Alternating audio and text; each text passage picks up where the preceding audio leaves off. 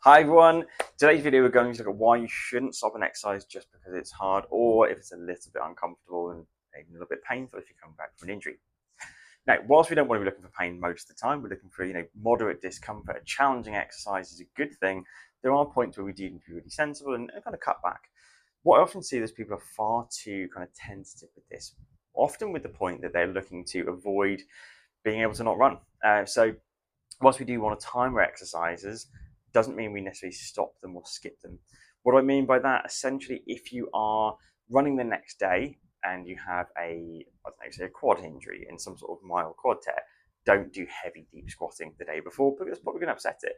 However, you could maybe do that on a day where you've got a bit of a gap. So if you were training on a Monday running, but you won't be running again until maybe Thursday, then the Tuesday is a really good opportunity to go with a little bit more resistance, take some more challenging exercise on that maybe leave you a little bit sore and need a bit more recovery time before your next run.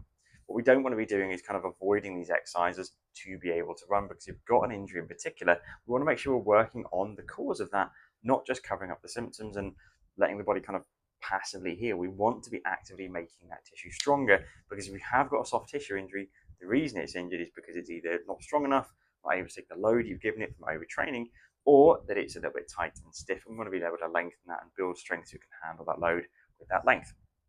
A great example of some of the work we did a couple of years ago now. They had some hamstring pain. They hadn't been doing exercise to build upon that. When they then had the hamstring injury, we started back some exercise. They were kind of building back into it really nicely. They started to find a biting point with it, like imagine a clutch on your car, where the discomfort was just starting to kick in, and it was lagging a little bit into the next day and was affecting their running. Rather than dropping down that volume of running or pace and kind of going, look, I need to keep doing this because this injury is going to happen again. Otherwise, what they immediately did was, I'm going to stop that exercise. And it wasn't until a few weeks later when I saw them next, they said, oh yeah, I'll stop doing that because it's causing a bit of discomfort. The pain stopped now. We did the strength testing again, and there was still a big differential between their two sides, which we have as theory as the reason for the exercise or reason for the injury, sorry. So I basically said, get back on it, restart it, because if you don't do those strengthening exercises, if you don't address the cause of the problem or the likely cause of the problem, then you're probably going to end up in the same position again. Sure enough, a few months later, they kind of did a little bit, but didn't really dab with it. And they did have another pretty big injury at this point, which they then had to have some time off for. So by not addressing it, by avoiding and missing a few miles here and there for their training, they then end up with several weeks out. I think about 6 weeks, they missed training for in the end. So what's really key here is that we do address those issues.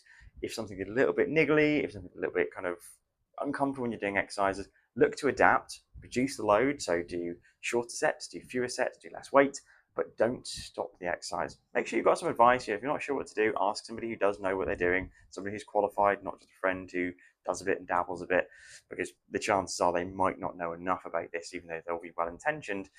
But the key thing is get some advice and take action. Work on the cause of it, and then you're likely to have no issues or less chance of issues in the future. Don't just avoid it if it causes a bit of discomfort, because the discomfort isn't a bad thing necessarily to the right level, to a 2 or 3 out of 10 often.